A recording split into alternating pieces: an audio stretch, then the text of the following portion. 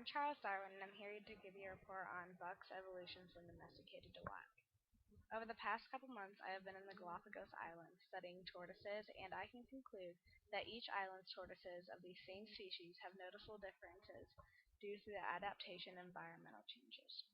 My research is pioneering evolutionary thinking and the theory of natural selection. My work details the changes in species throughout time by examining fossils, behavior, and speculation of dominant genetic traits.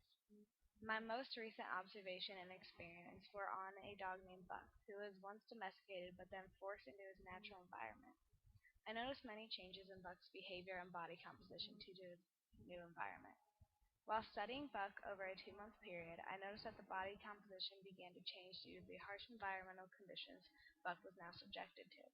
Previously, Buck's environment was a domesticated, indoor, and pampered condition that actually defy his natural traits. Therefore, Buck was actually less like his species in this environment. In the Alaskan frontier, due to the wind, cold, ice, and other environmental factors, Buck was forced to change to survive. I noticed his muscles became hard as iron, and he grew callous to all ordinary pain. Furthermore, other characteristics of Buck's body composition began to change, such as Buck's feet were not so compact and hard as the feet of the huskies. His had softened during many generations since the day his last wild ancestor was tamed. By applying my theories on natural selection and evolution, Buck is seen as a prototypical example of both.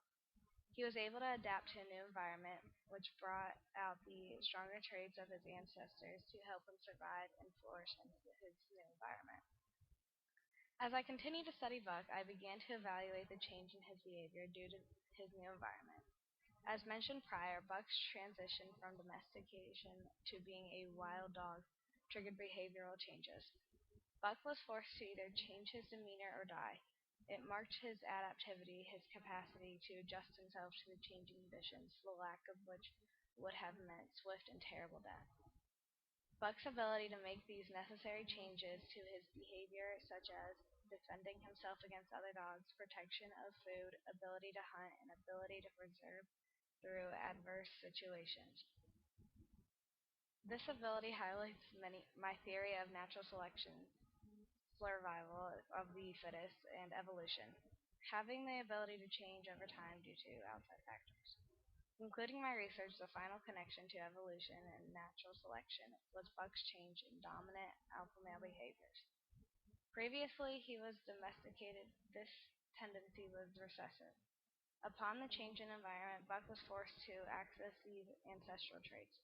The most convincing example of this change was Solex was the best lead dog left. Buck sprung up at Solex in fury, driving him back and standing in his place. Buck had assumed dominance and had successfully evolved into his natural form. The study of Buck brought to life the ability and power of natural selection and evolutionary theory. Buck demonstrated the textbook definition and example of these theories.